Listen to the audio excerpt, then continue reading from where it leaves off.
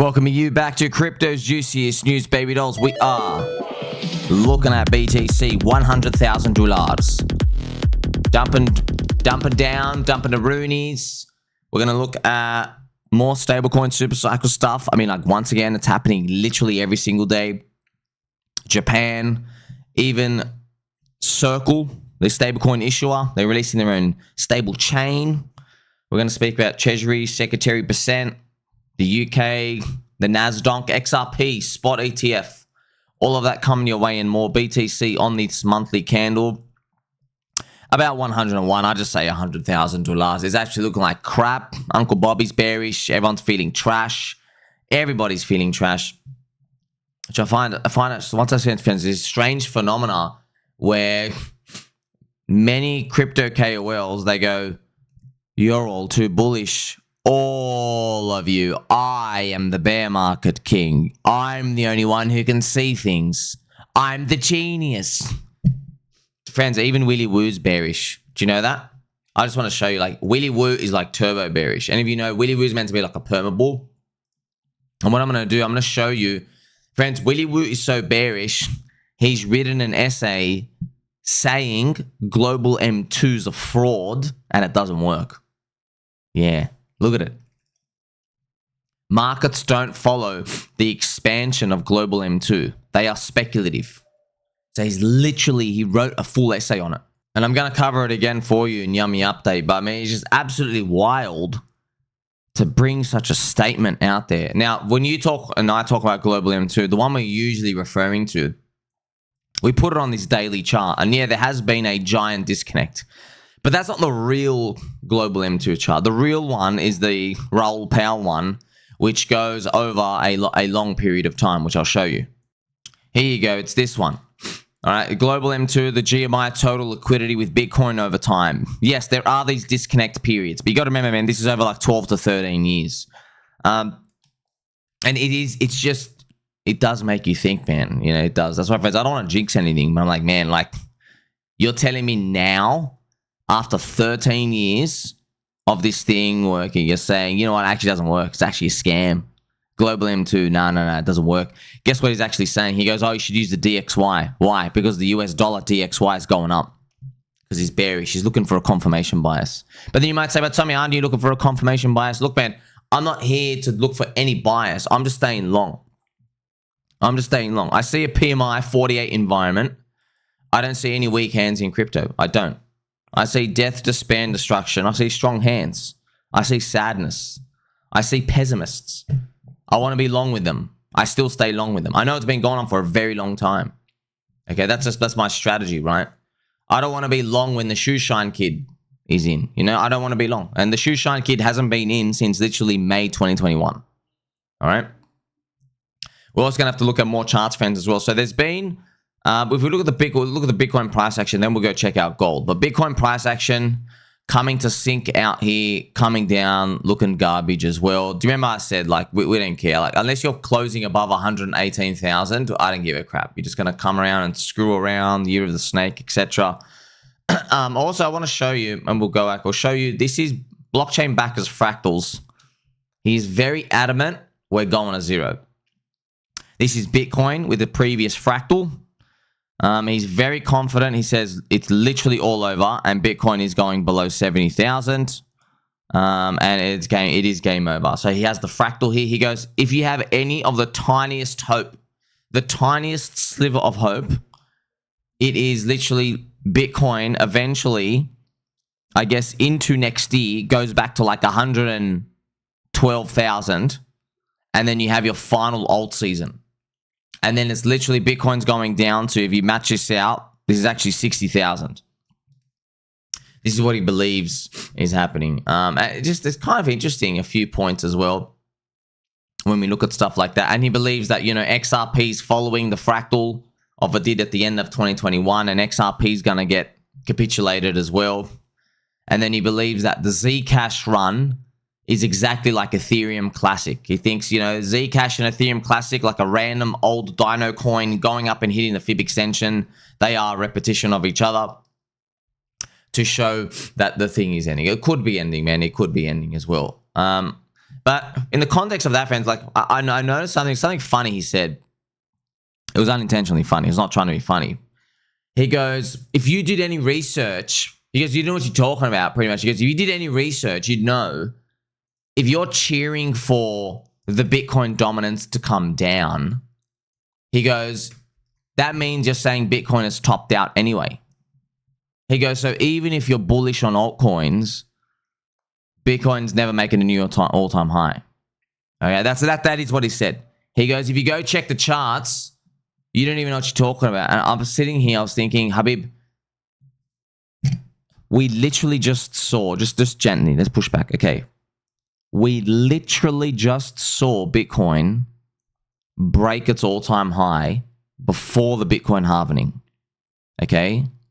If you were pointing your finger at other people and saying, go study the charts, bro.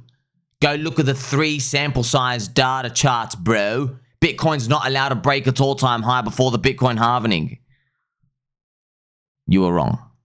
There's one example. Okay? You were wrong.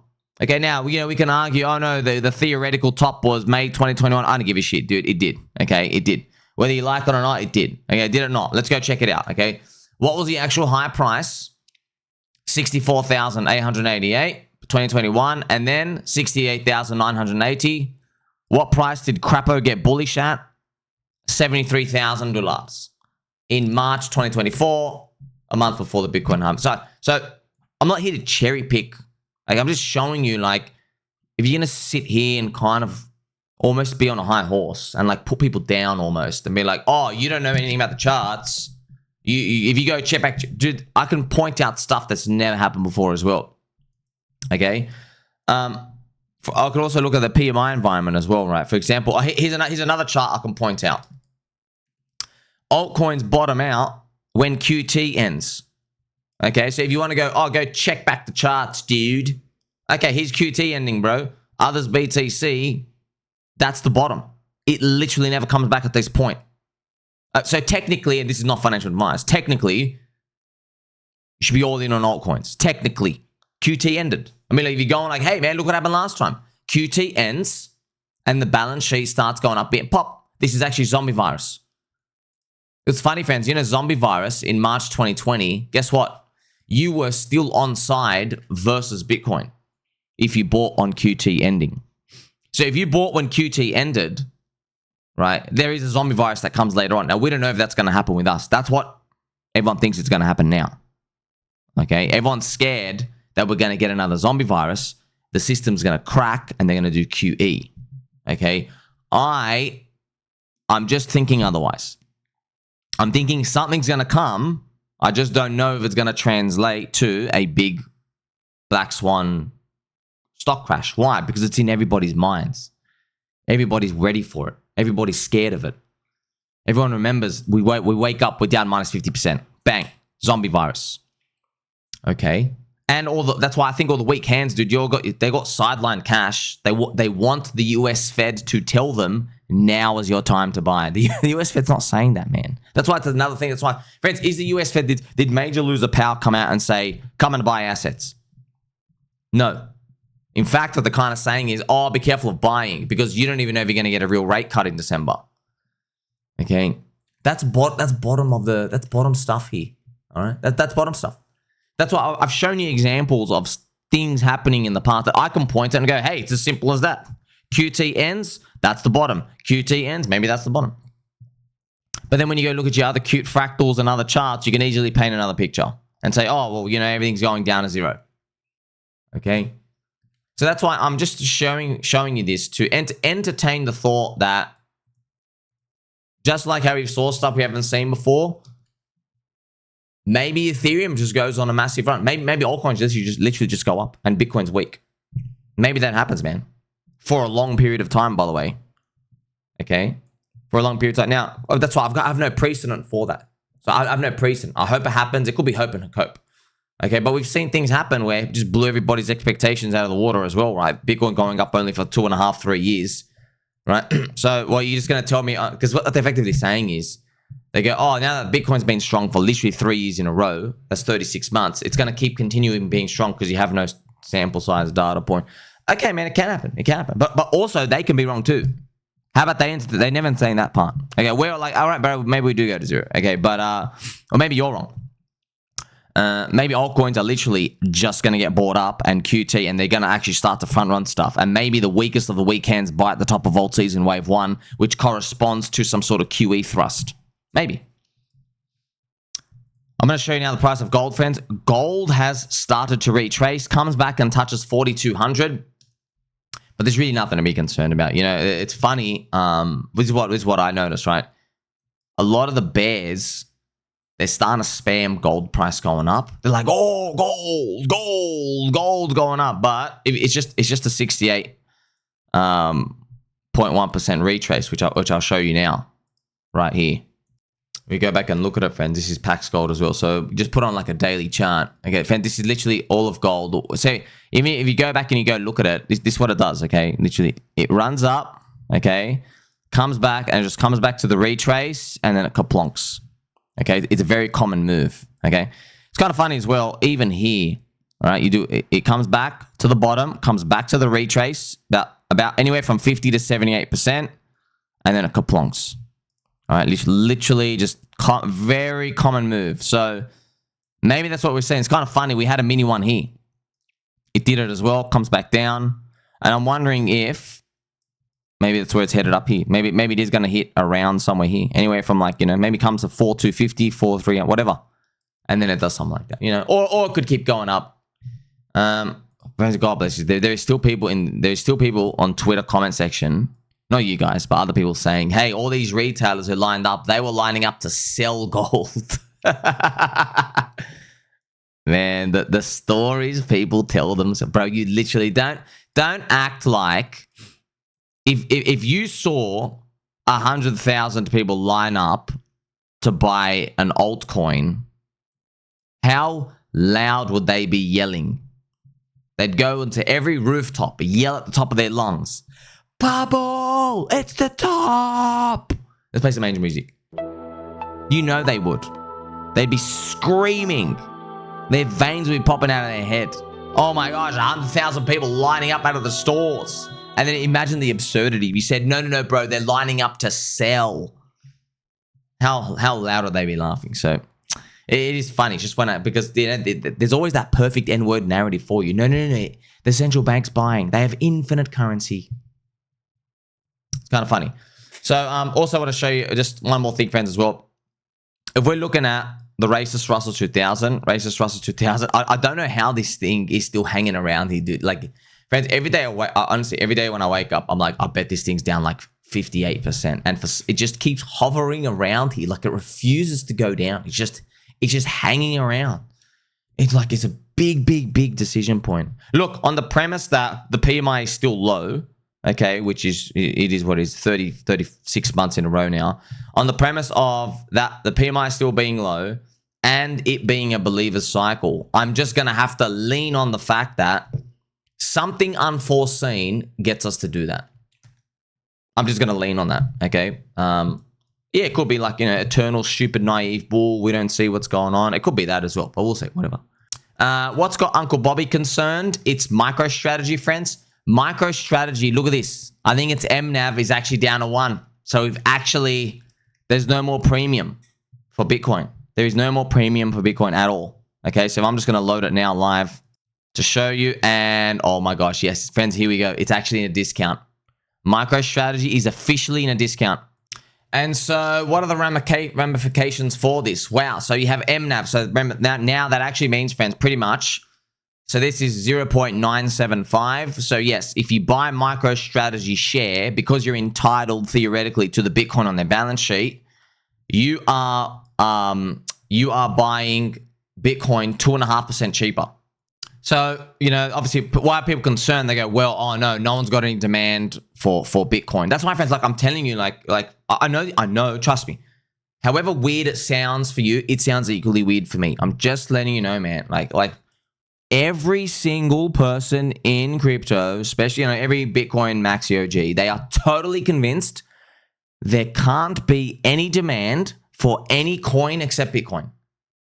That's it. Their heads literally full of soybeans. It's just literally, no, it has to be that Bitcoin goes up and then the distribution of things go to shit coins and then they come back to Bitcoin. Okay, that's the only scenario they have in their head. But then you look at stuff like, bro, we have stablecoin supercycle. We have Ethereum with all the blacklist functions of the stablecoins. There's something more here than meets the eye, man. I'm just that's why I'm entertaining the thought. I'm just asking, hey man, just like suspend your belief for 5 seconds. Maybe Bitcoin's not the be all and end all. And also, like, what if the past 3 years of Bitcoin rallying, what if that is literally loading the valuation reprice for altcoins in the next phase? But no one's giving that any probability whatsoever. And I get it, why? Because the PMI is low. And then everyone's saying, oh no, everything's topped out, everything's going to zero. Okay, so what happens with here with the MNAV being below 1? Well, if it stays below 1 long enough, the shareholders could put political pressure on Michael Saylor to close the gap by selling some Bitcoin. Now you can imagine he's got 640,000, right? Or whatever it is, 650,000. So you can imagine the colossal news that would be. However, he has most of the votes. He's got majority share. So technically, he can just vote against that for a long time. It's just that if you're in the heat of a bear market, it's not so easy, is it? Okay. So we'll see what happens. Okay. The JPYC says stablecoin issuers could replace the Bank of Japan as major bond buyers. So, see, friends, on one hand, we have, hey, look at my fractal. Bitcoin's going to 70,000. On the other hand, man, you've got these massive ramification news announcements. The literal Japan saying, hey, man, we could get everybody to just buy our bonds.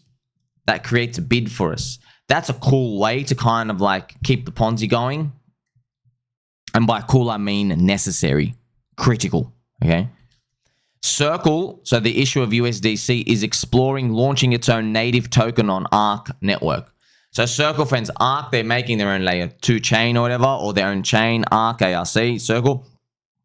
It's controversial because everyone's like, why don't you just make an Ethereum chain?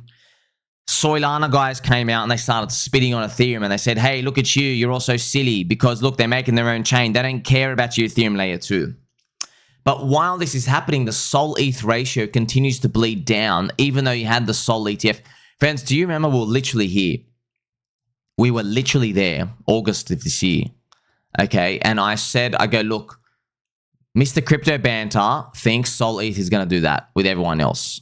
Okay, and even Ivan and everyone else just drew that. And literally I said, go, look, I'm just going to be completely unbiased here. The fact that I just saw every major KOL do this for Sol ETH, I wonder if it literally comes here. Here's the spot ETF for soy, and then it just goes down. Okay, and then like I'll be like, it's kind of like ironic and bittersweet revenge from the Ethereum guys, because Soylana guys, friends, you got to understand, when the Ethereum ETF came out and ETH BTC was going down, Soylana guys were jumping in against Ethereum, backstabbing them with Bitcoin maxis, saying, ha ha ha, your ETF couldn't even get you to go up. You're so bearish and trash. But look, when the exact same thing is happening to Solana, like right now, you've got your soy ETF and you're bleeding against Ethereum.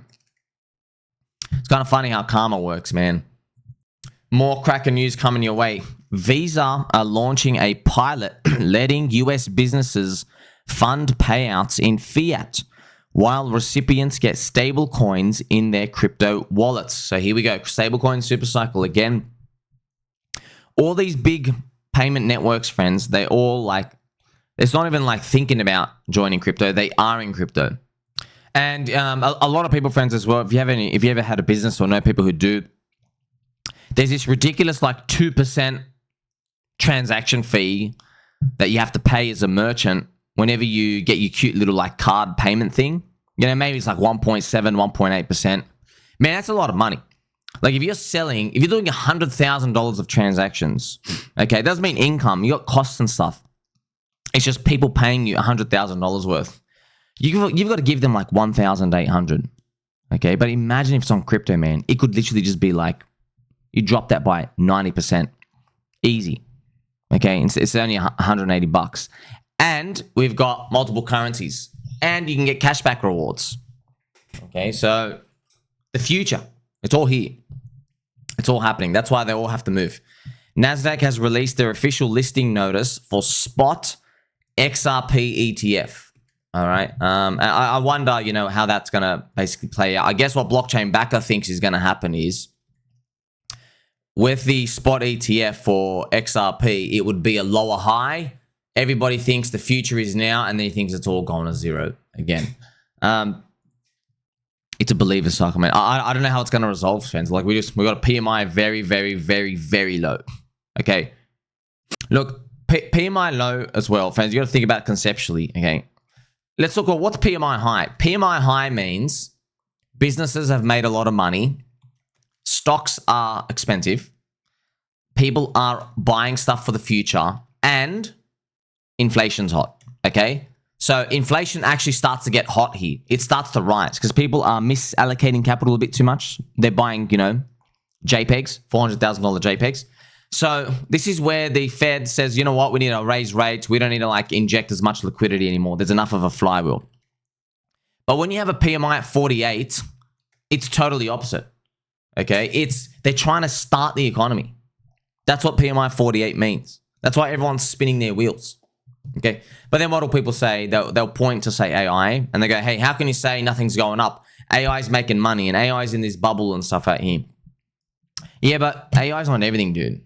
Go look at the middle class, the lower class. Go look at their actual spending. Everyone's getting crushed. Okay. They are getting crushed. They're not really getting crushed as in negative 10% GDP, but they've been spinning their wheels for literally 36 months, spinning their wheels. There's been no progress. All right. And so something's going to have to give. UK reform leader Nigel Farage promises to create a Bitcoin reserve if elected Prime Minister. Bitcoin is scarce, secure, and impossible to inflate away. Unlike paper money, Bitcoin cannot be printed into worthlessness. So we're still seeing this, you know, political charge, favorability and favoritism for crypto, especially Bitcoin out here because it had this track record. Hopefully it all translates to something in the future, like crypto going to 10 trillion or something. Treasury Secretary Percent says substantial tax refunds are coming in early 2026. So they're talking about that $2,000 tax refund. We don't know like what's exactly the plan, but what you could see what they're trying to do, friends. They're trying to repeat what they did in 2020. They're like, okay, what did we do last time to really get that PMI up? What did we do to get people to start the flywheel? It's literally just lighting the match. And obviously, that's why it makes you think, right? Rates, are they too tight? Okay. That's why, friends, if it works out in the future, what would they be saying about us now? They would be saying, we took a big risk. Why? Because we see the US Fed's cutting rates. And every time they cut rates, 99% of the time, they're cutting into a recession. And it means bad stuff's about to happen. Okay? But if we're holding long now, we think they're just cutting because the rates were tight. And so they're cutting to loosen up. Okay? Now, but this is the uncertainty. You don't know, right? As they start to cut, are they going to have to start accelerate the cuts? Okay? Like, did they leave them tight for too long? That's what we don't know. So then that is another people on bearish side. They go, oh, of course they're going to cut too tight. But then you swing back to the bullish side and you go, bro, you understand we literally have a precedent of them printing money in like 2 weeks and handing it out like candy. So if everything explodes, they will literally just print money like 2020. They did that. You didn't have that precedent before.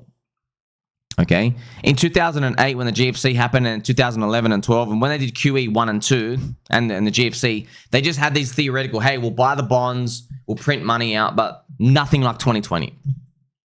2020 was a game changer. It's literally, hey, we're literally sending it to your bank account. We're literally just going to send you just straight candy. Okay. They've never done that before. Okay. They did not do that before. That's why the game's changed now. And everyone's expecting it, but not really.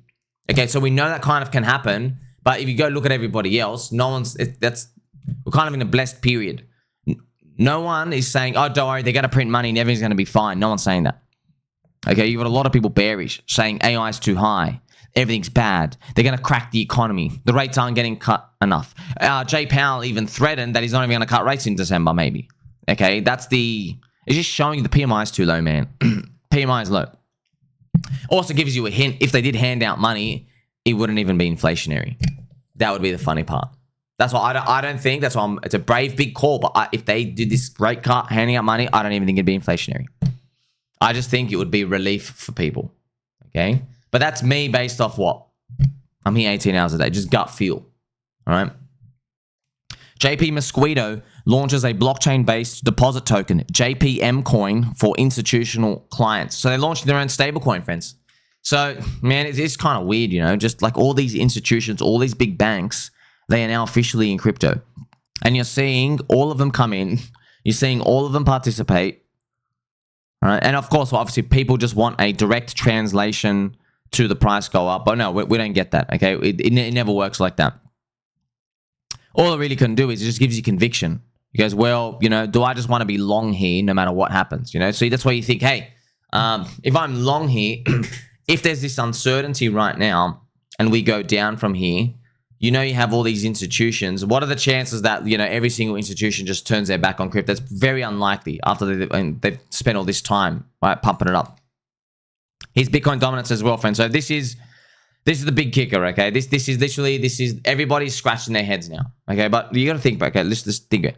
Why is Bitcoin dominance scratching everyone's head now, friends? It's because it scratched everybody's heads on the way up. Because Ethereum, okay, Ethereum did the unthinkable in a bad way, okay? This is why this is how we got to where we got to. Ethereum was strong in a bear market, and then it was weak in a bull market, okay? You get that? So Ethereum was strong in a bear market, and the Bitcoin dominance stayed low. But then as the bull market started in 2023, Ethereum literally collapsed. It literally, against ETH Bitcoin, friends, it literally dropped 75% against Bitcoin. Absolutely disgusting. And then from the top of it, it went down 80%. Like, how does that explain that, bro? Like, Ethereum, like, why, if you're a true altcoin, why didn't you go down in the bear market and strong in the bull market? Why were you strong in the bear and then go weak in the bull? It's just that's just one of these universe weird stuff, friends. It is what it is, okay? So now people are ignoring that part and they're saying, okay, well, now that means Bitcoin dominance has to go up. Does it have to go up, bro? I'm just telling you, you would have been the same person saying Ethereum has to drop 75% against Bitcoin in the last bear market, but it didn't. It actually went up. ETH BTC was strong. Okay, so what I've done is, friends, I've shown you some like one-of-one examples, and people who are leaning on something, because I want to challenge that. I want to say, okay, man, like, is it really, really obvious? Am I stupid, or are you missing something too? Okay, because I want to know, man. I want to know. Do you have the answer? I'm listening to everyone, and guess what? It turns out they're missing something too. They are missing something too. Okay, I don't claim to have the answers. I'm not selling you anything. All I'm just telling you is, you know, these people selling you and me stuff, there's a bit of conning going on. There's a bit of confirmation bias. Okay, I don't have all the answers, friends. I'll never have all the answers, but, you know, this is where it puts us right now.